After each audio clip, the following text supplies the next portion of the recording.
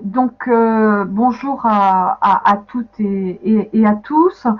Donc, nous sommes heureux de vous retrouver une nouvelle fois pour ce webinaire dans la série consacrée à l'éthique de la recherche, l'intégrité et la responsabilité scientifique en situation de crise sanitaire.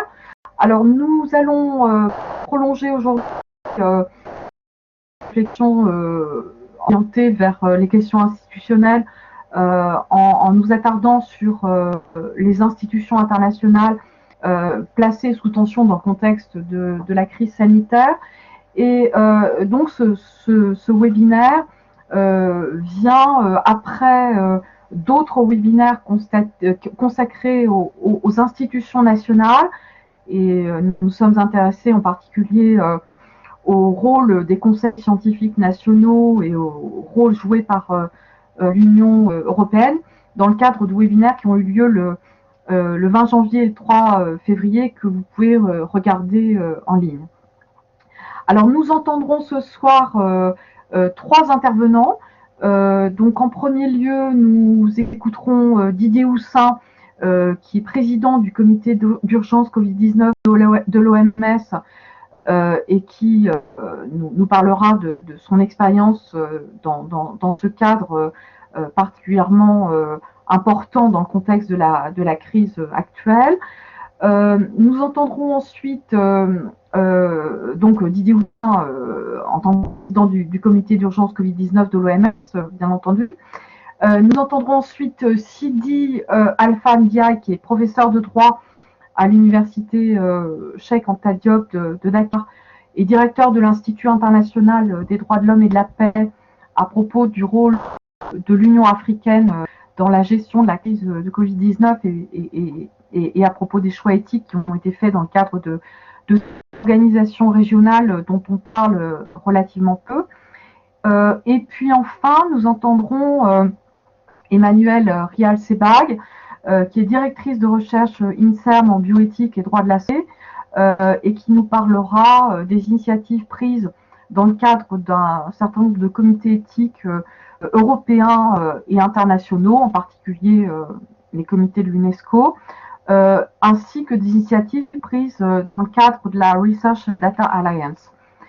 Alors, depuis un an maintenant, donc, les organisations internationales, à commencer par l'Organisation des Nations Unies, appellent à la coopération et à la solidarité internationale dans la lutte contre la pandémie de Covid-19. Ces organisations internationales tentent toutes d'éviter le repli des souverainetés.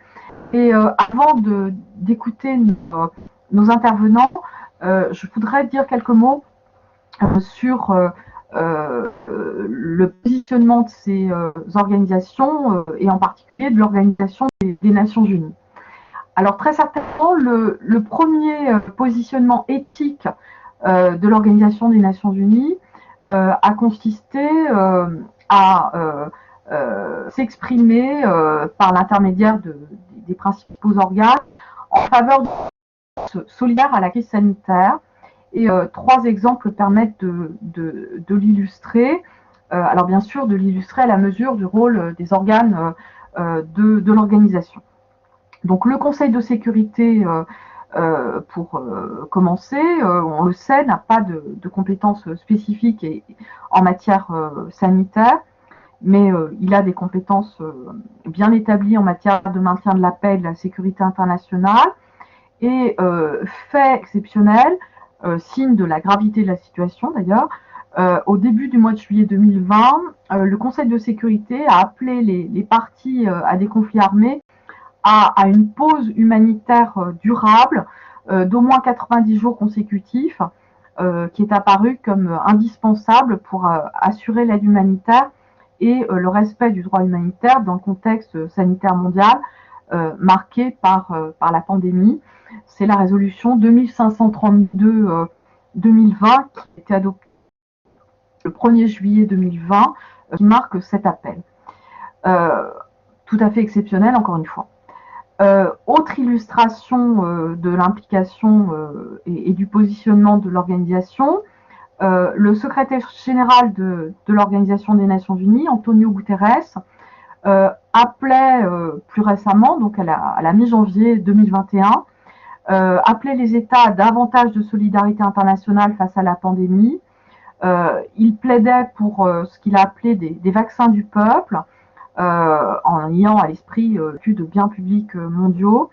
Et il n'hésitait pas à critiquer le vaccinationalisme de certains États qu'il ne nommait pas, mais qui n'était pas très compliqué d'identifier au regard des pratiques nationales en matière de vaccins. Et puis enfin, dernier exemple, le Haut Commissariat aux droits de l'homme, dont le rôle est important en matière de protection des droits de l'homme dans le cadre des Nations Unies, dont le rôle est central, a adopté des principes directeurs concernant la Covid-19 dès le 8 mai 2020. Alors ces principes rappellent l'importance du respect des droits de l'homme dans le contexte de la crise sanitaire, y compris les droits économiques, sociaux et culturels, alors à commencer bien évidemment par le droit à la santé, mais aussi le droit à un logement décent, le droit à l'alimentation et à l'eau, dans le contexte de la lutte contre la pandémie. Alors, des points de vigilance sont mis en évidence dans ces principes directeurs. Bien évidemment, l'universalité de l'accès aux soins de santé est une priorité, dans le respect du principe de non-discrimination. Et une attention est particulièrement portée, ou en tout cas le Haut Commissariat attire l'attention des États sur la nécessité de porter attention à des populations particulièrement vulnérables, y compris hors contexte de pandémie, donc encore plus vulnérables dans le contexte pandémique. En particulier, sont spécialement visées à ce titre les personnes handicapées, les personnes âgées, les personnes vivant en détention ou en institution. Alors, comme il se doit dans un système institutionnel où les compétences spécialisées ont été confiées à des organisations spécifiques, c'est surtout l'Organisation mondiale de la santé qui s'est investie dans le cadre de la crise sanitaire mondiale que nous traversons, mobilisant l'expertise internationale, mettant en garde les États, les accompagnant dans la prise de décision. Et à cette occasion, le rôle central de l'Organisation mondiale de la santé a été mis en évidence, ainsi que la très grande importance du règlement sanitaire international.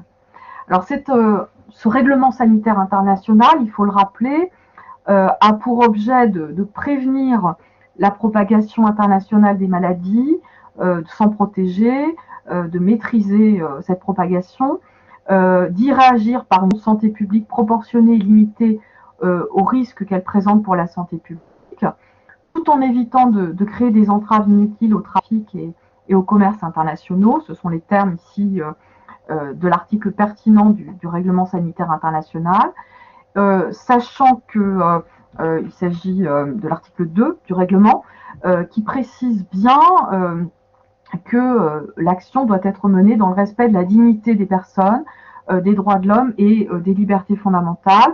La précision est d'importance.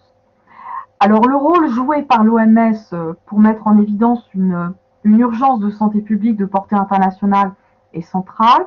Et dans le cadre de la crise sanitaire que nous connaissons, des critiques ont parfois pu être adressées à l'organisation spécialisée.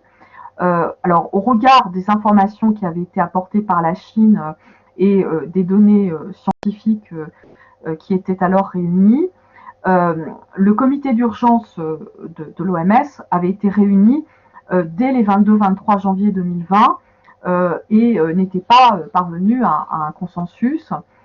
Il est certainement important de le rappeler. Il est tout aussi important certainement de rappeler le rôle central des États et l'importance de leur coopération pour que ces processus fonctionnent. Alors nous allons bien évidemment entendre en premier lieu Didier Houssin à propos du rôle de l'OMS. Nous le remercions très vivement d'avoir accepté de nous parler du rôle de l'OMS et plus spécialement du comité d'urgence Covid-19 qu'il préside. Et donc, je lui passe sans plus attendre la parole. Donc, Didier Houssin.